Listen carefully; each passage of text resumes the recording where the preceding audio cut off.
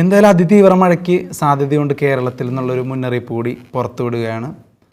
Fengal ചുഴലിക്കാറ്റിൻ്റെ പശ്ചാത്തലത്തിൽ കേരളത്തിൽ അതിതീവ്ര മഴ അടുത്ത ദിവസങ്ങളിൽ ഉണ്ടാകുമെന്നാണ് റിപ്പോർട്ടുകൾ വന്നിരിക്കുന്നത്.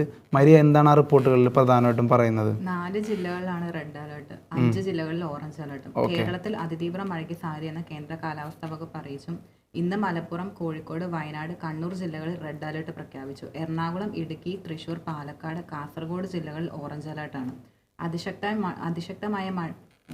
അതിശക്തമായ മഴയാണ് ഈ ജില്ലകളിൽ പ്രവചിച്ചിരിക്കുന്നത്. പത്തനംതിട്ട, ആലപ്പുഴ, കോട്ടയം ജില്ലകളിൽ ഇന്ന് യെല്ലോ അലേർട്ടും പ്രഖ്യാപിച്ചു. ഇന്നിപ്പോൾ യെല്ലോ അലർട്ട് ആണെങ്കിൽ ഇന്ന് ഓറഞ്ച് അലർട്ടിൻ്റെ മഴ ഉണ്ടാവും. മനസ്സിലാകുന്നത്? ഇവന്മാർ എന്തത് യെല്ലോ അലർട്ട് പ്രഖ്യാപിച്ചോ അന്ന് ഓറഞ്ച് ആയിരിക്കും, ഓറഞ്ച് അലർട്ട് പ്രഖ്യാപിച്ചോ അന്ന് റെഡ് ആയിരിക്കും. കാരണം കാലാവസ്ഥാ പ്രവചന കേന്ദ്രങ്ങളെ പോലും കബളിപ്പിച്ചുകൊണ്ടാണ് ഫെങ്കൽ ചുഴലിക്കാറ്റിൻ്റെ ജൈത്രയാത്ര തുടരുന്നത്. അതായത് അവർ പ്രവചിക്കുന്നത് പോലെയല്ല കാര്യങ്ങൾ പോകുന്നത് കഴിഞ്ഞ കുറച്ച് ദിവസങ്ങളായിട്ട്. പക്ഷേ യൂട്ടോക്കിലെ ചില പ്രവചനങ്ങളൊക്കെ ശരിയാവുന്നുണ്ട്. നമ്മൾ കുറേ നാളായി കനത്ത മഴ, നാശനഷ്ടങ്ങൾ എന്നൊക്കെ പറയുന്നു. അത് ഏതാണ്ടൊക്കെ ഇപ്പോൾ കോട്ടയത്തായാലും കഴിഞ്ഞ ദിവസം നമ്മൾ റിപ്പോർട്ട് ചെയ്ത് അതുപോലെ തന്നെ ഭയങ്കരമായി കനത്ത മഴ സംഭവിച്ചു. അതൊരു യെല്ലോ അലർട്ടാണ് പ്രഖ്യാപിച്ചിരുന്നതെങ്കിലും അതൊരു ഓറഞ്ച് അലർട്ടായിരുന്നു എന്നുള്ളത് നമ്മൾ പറയുകയാണ് ഉണ്ടായത്. അതുകൊണ്ട് കാലാവസ്ഥാ പ്രവചനങ്ങളെ മാത്രം നമ്പാതെ നമുക്ക് കിട്ടുന്ന മഴ, എക്സ്പീരിയൻസ് ചെയ്യുന്ന മഴയും പ്രകൃതിയുടെ അവസ്ഥയൊക്കെ മനസ്സിലാക്കി അതിന് വേണ്ട മുൻകരുതലുകൾ എടുക്കുക.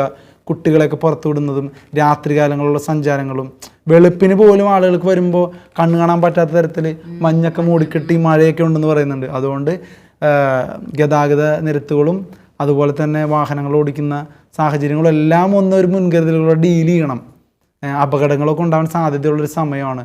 ആ സമയത്തെ മുൻകരുതലുകളോടെ ജാഗ്രതയോടെ നേരിട്ടാൽ അപകടങ്ങളെ കുറയ്ക്കാൻ സാധിക്കും, അപകടങ്ങൾ ഉണ്ടാകാതിരിക്കാനും സാധിക്കും. അതുകൊണ്ട് ഈ മഴക്കാലം ഇനി 5-6 ദിവസത്തേക്കാണ് മഴ പറഞ്ഞിരിക്കുന്നത്. അതെ, 5 ദിവസത്തേക്കാണ് പറഞ്ഞത്. അതൊരു മഴക്കാലമൊന്നും പറയാൻ പറ്റില്ല അല്ലേ, ഇതൊരു മഞ്ഞുകാലമാണ് ആക്ച്വലി. പക്ഷേ അതൊരു മഴക്കാലമായി മാറിയത് ഈ ഫെങ്കൽ എന്നുള്ള ഒരു ചുഴലിക്കാറ്റിൻ്റെ പശ്ചാത്തലത്തിലാണ്. തമിഴ്നാട്ടിൽ വലിയ നാശമാണ് ഫെങ്കൽ ചുഴലിക്കാറ്റ് വിതയ്ക്കുന്നത്. സോ ആ വിതയ്ക്കുന്നതിൻ്റെ ഒരു പ്രഭാവം കേരളത്തിൽ മഴയുടെ രൂപത്തിൽ വരുന്നുണ്ട്. അപ്പോൾ ആ മഴയെ നിസ്സാരമായി കാണാതിരിക്കുക. നല്ല മഴയാണ്, അതുകൊണ്ട് സുരക്ഷിതരായി മുന്നോട്ട് പോകുക എന്നാണ് പറയാനുള്ളത്. അല്ലെ, വേറെ എന്തെങ്കിലും നിർദ്ദേശങ്ങളുണ്ടോ? കുറഞ്ഞ സമയം കൊണ്ട് വലിയ മഴയാണ് പ്രതീക്ഷിക്കുന്നത്. അതുകൊണ്ട് തന്നെ പൊതുജനങ്ങൾ, സർക്കാർ സംവിധാനങ്ങളും അതീവ ജാഗ്രതയും പാലിക്കണം. പിന്നെ കാലാവസ്ഥാ പ്രവചനങ്ങൾ കേന്ദ്ര കാലാവസ്ഥാ നിരീക്ഷണ കേന്ദ്രം പുതുക്കുന്ന മുറയ്ക്ക് അലർട്ടുകളും മാറ്റമുണ്ടാകും. അലർട്ടുകളിൽ മാറ്റം ഉണ്ടാകുന്നുണ്ട്. മഴ മുന്നറിയിപ്പിൽ ഇന്നലെ മാറ്റമുണ്ടായി, രാത്രി അടിയന്തരമായി മാറ്റമുണ്ടായി. ഇന്നലെ തന്നെ അവധികൾ പ്രഖ്യാപിച്ചത് വളരെ അടിയന്തരമായിട്ടാണ്. അതിനു മുമ്പ് വരെ അവധികൾ ഉണ്ടായിരുന്നില്ല. ആദ്യം പ്രഖ്യാപിച്ചത് വയനാടാണ്. വയനാട് കഴിഞ്ഞിട്ട് പിന്നെ കോട്ടയത്തിലെ മീനച്ചിൽ അങ്ങനെ കുറച്ച് സ്ഥലങ്ങളിലുള്ള അവധി പ്രഖ്യാപിച്ചു. പത്തനംതിട്ടയിൽ പിന്നെ മുഴുവൻ വിദ്യാഭ്യാസ സ്ഥാപനങ്ങൾക്കും അവധി പ്രഖ്യാപിക്കുകയാണ്. തുടർന്ന് കോട്ടയത്തെ മുഴുവൻ വിദ്യാഭ്യാസ സ്ഥാപനങ്ങൾക്കും അവധി പ്രഖ്യാപിച്ചു. അതുകൊണ്ട് ഇങ്ങനെ മാറ്റങ്ങൾ ഇങ്ങനെ ഉണ്ടായിക്കൊണ്ടേയിരിക്കുകയാണ്. അതുകൊണ്ട് നിങ്ങൾ ന്യൂസുകളും മറ്റുമൊക്കെ കൃത്യമായി അപ്ഡേറ്റുകൾ കാണുക. ചുമ്മാ ഈ റീൽസിലും മറ്റൊക്കെ കളിച്ച് മാത്രം ഇരിക്കാതിരിക്കുക.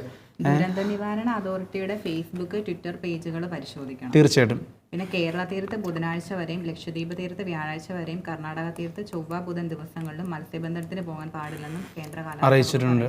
തീർച്ചയായിട്ടും. പിന്നെ അവധി റദ്ദാക്കി ജോലിയിൽ പ്രവേശിക്കാനായിട്ടും നിർദ്ദേശം കൊടുത്തിട്ടുണ്ട് അല്ലേ, അതെന്തായിരുന്നു? 4 ജില്ലകളിൽ റെഡ് അലേർട്ട് പ്രഖ്യാപിച്ച സാഹചര്യത്തിൽ അവധിയെടുത്ത റവന്യൂ വകുപ്പ് ജീവനക്കാർ അവധി റദ്ദാക്കി ജോലിയിൽ പ്രവേശിക്കാൻ റവന്യൂ മന്ത്രി കെ രാജൻ നിർദ്ദേശം. തീർച്ചയായിട്ടും. കാരണം അവർ ജാഗരൂകരായി പ്രവർത്തിക്കേണ്ട ഒരു സമയമാണ് എന്നുള്ളതുകൊണ്ടായിരിക്കാം. അപ്പോൾ ആ ഉദ്യോഗസ്ഥരെ പോലും അവധി റദ്ദാക്കിയിട്ട് ജോലിയിൽ പ്രവേശിക്കൂ. കാരണം ഇനി കുറച്ച് ദിവസങ്ങൾ വളരെ നിർണായകമാണ് എന്നുള്ള ചിന്തയിൽ മന്ത്രി തിരിച്ചു വിളിച്ചിരിക്കുകയാണ്. അപ്പോൾ സാഹചര്യത്തിൻ്റെ ഒരു തീക്ഷ്ണത മനസ്സിലാക്കി കൃത്യമായ മുൻകരുതലുകളോടെ ജാഗ്രതയോടെ മുന്നോട്ട് പോകാം. കൃത്യമായ മുൻകരുതലുകളോടെ അവിടെ നാക്കുളുക്കി മുന്നോട്ട് പോകുക. Okay, all the best.